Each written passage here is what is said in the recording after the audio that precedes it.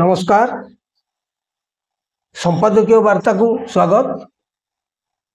आज प्रसंग बहु प्रतीक्षित सुभद्रा योजना रो एक अनुचिंता। ये वीडियो मु आज आने को बाध्य हली। समग्र राज्य रे योजना को नहीं ये जो सुभद्रा योजना को नहीं विभिन्न कल्पना जल्पना जारी रही। योजना केबे कार्यकारी हेबो, केउ माने हिताधिकारी हेबे, केबे आर्थिक सहाय्य मिलिबो, याकू नहीं दिन तमाम सारा राज्य रे चर्चा चली। सरकारी स्तर रे हो बेसरकारी स्तर रे हो प्रत्येक स्तर रे आलोचना चली। तो ये कल्पना जल्पनार अवसान आज पर्यंत हो पारि ताकू नहीं किछि तथ्य आपनक सम्मुखरे उपस्थापना करुछि।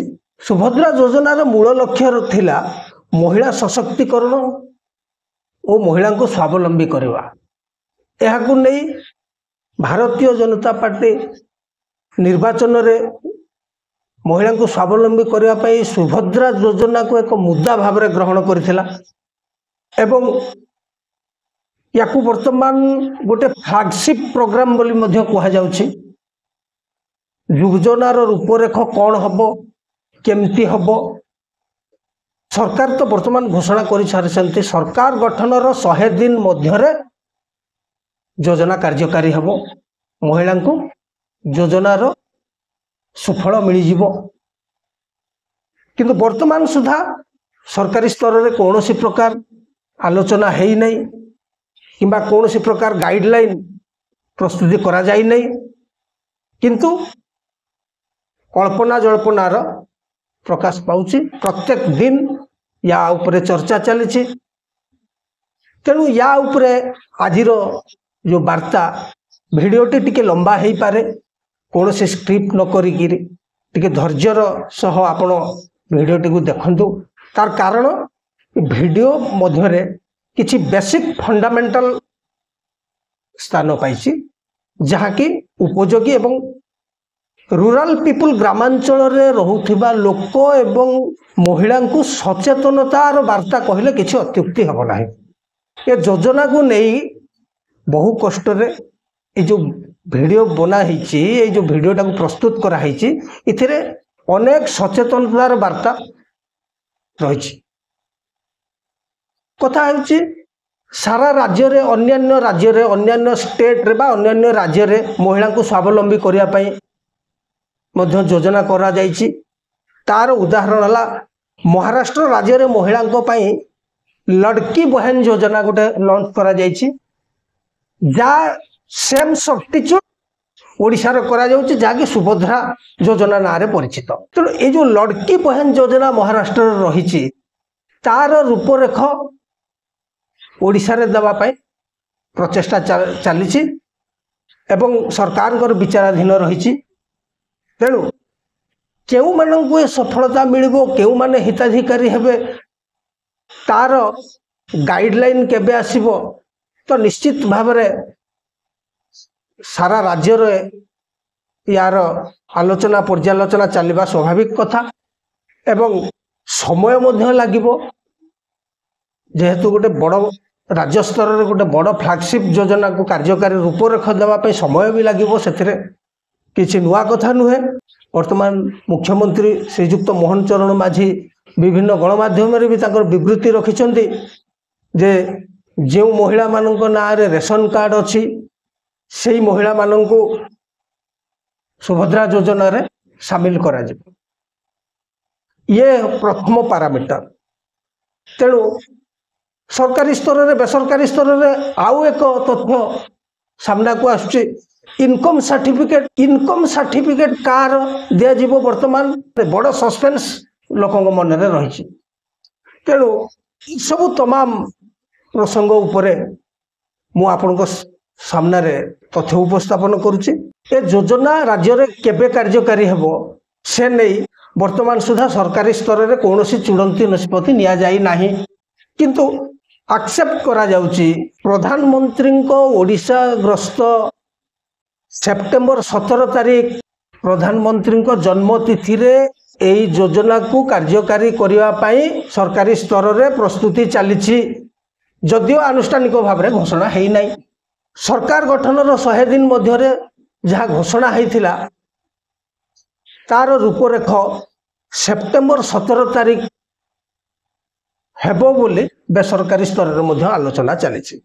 तेबे वर्तमान देखा जाउची एई योजना को नहीं ग्रामांचल महिला माने तत्परता प्रकाश पाई सहायता केबे मिलिबो कौन कौन आवश्यकता अच्छी डॉक्यूमेंट कौन कौन आवश्यकता अच्छी ताकू नहीं वर्तमान देखा जाइए विभिन्न जनसेवा केन्द्र गुड़िक गहली लगी रही परिलक्षित होचे जहाँकि मते लगुच निश्चित गोटे महिला मानकर सरलतार सुजोग नहीं करी किछि दलाल श्रेणी लोक महिला लुटिबार आरंभ करदे।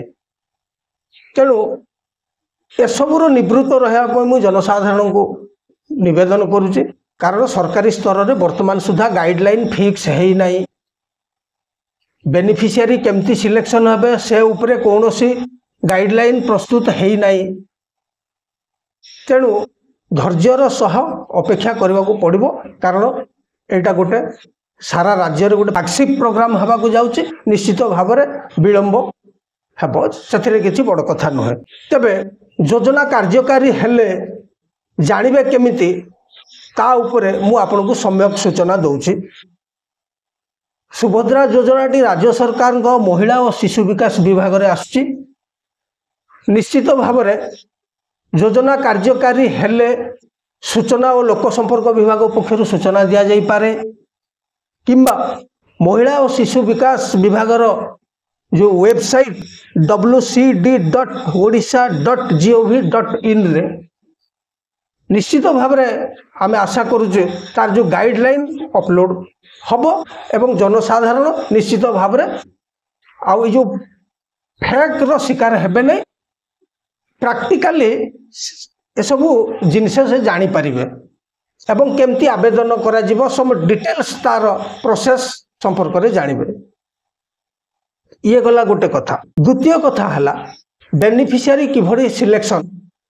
बेनिफिशियरी सिलेक्शन जदियो सरकारी स्तर में चूड़ांत है नहीं मो कहबार कथा मो जानिबा भितरे नॉन ऑफिशियल बा बेसरकारी स्तर में रेशन कार्ड धारी माननकु हिताधिकारी भाव में ग्रहण करा जिबा नहीं आलोचना चली।